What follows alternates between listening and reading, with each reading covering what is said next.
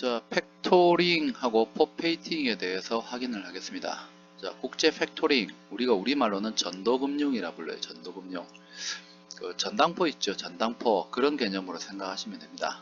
국제 거래에 있어서 기업들 간에 존재하는 외상 매출금이 있어요. 그것을 매매하는 금융이라서 전당포의 개념처럼 생각하면 되죠. 원빈이 주연한 영화 중에 아저씨라는 영화 보신 분도 있을 건데, 그 영화에 보면은 원빈이라는 사람이 전당포 사장으로 나옵니다. 그죠? 그래서 그 전당포가 개념이 어떤 개념이에요? 우리가 돈이 필요한데 지금 현재 현금을 유통할 곳이 없으면은 전당포에 고가의 장비, 귀금속 이런 걸 가져다 주면은 그 물품의 가치하고 상응해서 전당포에서 돈을 빌려줍니다. 대신에 그 물품을 담보로 잡죠. 그리고 약속된 날짜까지 빌려준 원금하고 이자를 갚게 되면 그 물건을 내주고, 그렇지 않는 경우에는 그 물건을 전당포에서 임의적으로 처분을 할 수가 있어요. 국제거래에서도 후불거래로 진행이 될 경우에 수출자는 자기 자신이 돈을 받을 외상 매출금이 있습니다. 그것을 매매를 할 수가 있어요. 그래서 이제 국제 상거래에 적용되는 일종의 전도금융을 우리가 국제 팩토링이라 불러요. 그리고 이제 금융기관, 은행들이 개입되는데, 우리가 이제 은행이란 표현을 쓰지 않습니다. 팩토링에서는 수출 팩터, 수입 팩터라는 용어를 써요. 그래서 수출지에 있는 그 팩토링을 담당하는 은행, 금융기관을 이제 수출 팩터라 부르고, 수입지에서는 수입 팩터라 부릅니다. 주로 이제 소액 거래에 주로 사용됩니다. 금액 외우셔야 됩니다. 금액 외우셔야 돼요. 그리고 굉장히 짧은 단기 거래에 주로 사용되어집니다. 근데 이 팩토링을 하게 되면 좋은 점은 뭐냐면, 이 팩터들, 즉 은행들이죠. 수출지에 있는 수출 팩터, 수입지에 있는 수입 팩터들이 실제로 수출자를 대신해서 수입업자의 신용 상태도 조회를 해주고, 국제 거래를 수행하면서 발생되는 장부 정리라든지 회계 처리 업무까지 대행을 해줘요. 그래서 사실은 이제 수출업자 입장에서 상당히 유용한 방식이고, 수입업자 입장에서도 유용한 방식이죠. 그래서 우리가 이제 전 세계에 있는 모든 은행들이 팩토링을 할 수 있는 건 아닙니다. 그리고 이런 팩토링을 할 수 있는 금융기관들이 이제 가입된 모임이 있어요. 가입된 모임. 그 모임에 가입된 은행들만 전 세계 팩터 연맹이라는 곳이 있습니다. 거기에 가입된 금융회사들만이 할 수가 있습니다. 금융회사들만이. 우리나라는 그 아세안 종합금융에서 팩토링을 최초로 가져왔고, 이 아세안 종합금융이 지금 우리은행의 지주회사예요. 우리 지주예요. 우리 지주. 전신이 이제 아세안 종합금융이에요. 그래서 이제 전 세계 팩터 연맹에 가입이 되어야지만 할 수 있습니다. 그래서 은행이라는 팩토링에서는 은행이지만 은행이라는 용어를 쓰지 않아요. 수출 팩터, 수입 팩터라는 용어를 씁니다. 거래금액 소액에만 사용할 수 있습니다. 소액에만. 자, 팩토링은 제일 처음에 이제 수출자가 수입업자로 주문을 받게 되면은, 수출자는 수입자의 신용 상태를 알아야 되기 때문에 자신의 거래은행인 수출 팩터에게 신용조사를 의뢰하고, 그 은행에서 별 문제가 없다라고 판단이 되어지게 되면은 실제로 이제 거래를 이행하도록 권고를 하게 됩니다. 그렇게 해서 이제 수출 팩터는 여러 가지 사항을 확인을 하고 크게 문제가 없게 되면은 실제 선적을 이행을 하게 됩니다.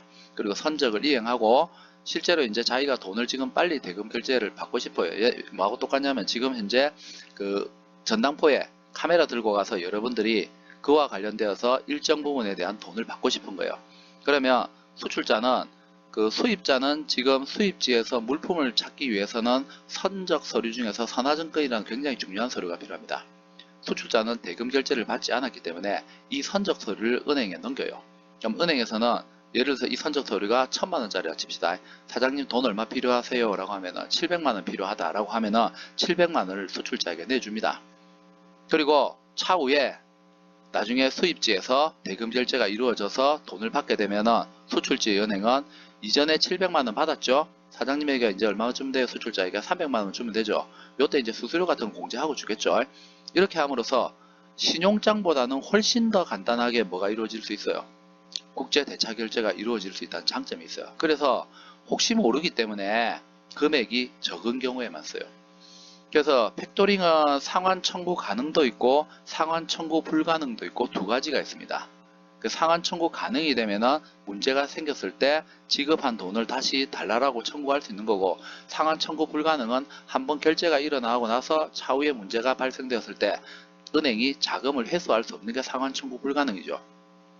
그래서 팩토링은 처음부터 상환 청구 가능도 있고 상환 청구 불가능도 있고 두 가지가 있어요. 그 단기간의 거래에 주로 사용이 되어지게 됩니다.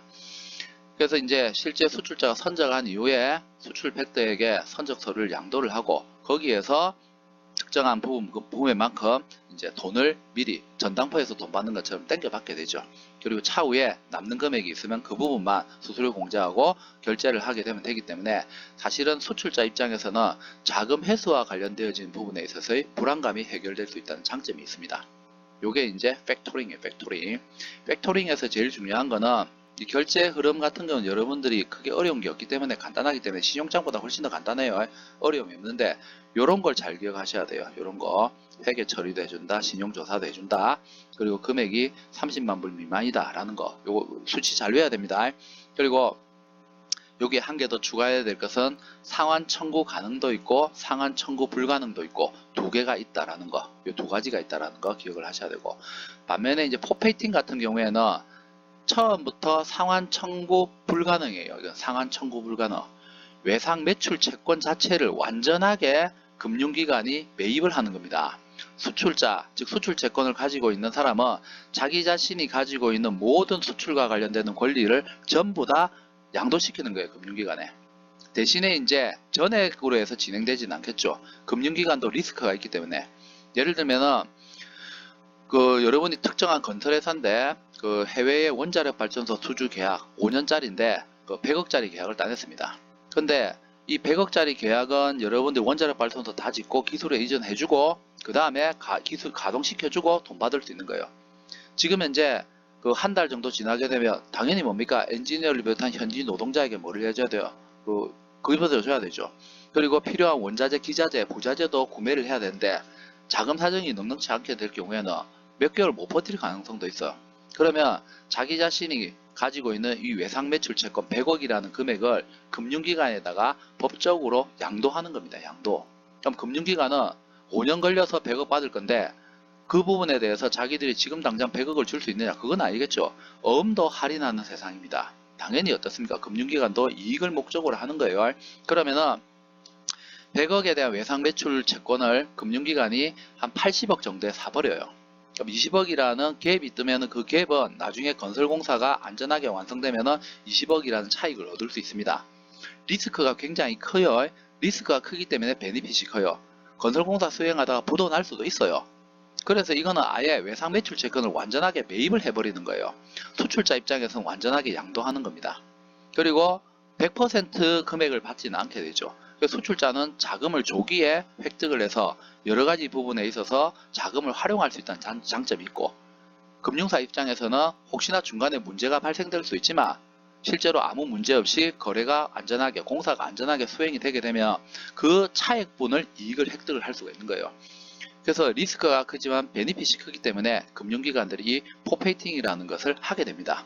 그래서 이거는 거래 금액이 굉장히 큰 경우에 써요. 큰 경우에 쓰고, 소액의 경우에도 사용하긴 하는데 주로 이제 100만 달러 이상의 거액의 경우에만 씁니다. 그리고 장기적인 플랜트 계약하고 관련되어진 부분들이 많기 때문에 장기 계약들이 상당히 많이 있어요. 근데 단기도 있기는 있어요. 단기도. 근데 주로 이제 2년에서 10년 사이의 장기 거래에 대해서 외상 매출 채권을 사버리는 거, 이걸 우리가 포페이팅이라고 합니다. 따라서 이 부분은 처음부터 상환 청구 불가능해요. 이거는 법적으로 아예 권리 자체를 서로 양도하고 획득을 하는 과정을 거치기 때문에 쉽게 생각하면 사버리는 거예요. 금융기관이. 그렇기 때문에 리스크와 관련되어진 부분도 고려를 해서 사는 거예요. 그러니까 상당히 많은 부분에 대해서 할인을 해서 사게 되는 거예요. 그러니까 차후에 문제가 발생하더라도 처음부터 돈 줬던 돈 개노라고 얘기 못 하는 겁니다. 앞에 봤던 국제 팩토링의 경우에는 상환 청구 가능도 있고 상환 청구 불가능도 있겠죠. 포페이팅의 경우에는 처음부터 상환 청구 불가능이에요. 그래서 신용장 거래를 하게 되는 경우에도 역시 금액이 큰 경우에는 우리가 포페이팅이라는 절차를 가질 수가 있습니다.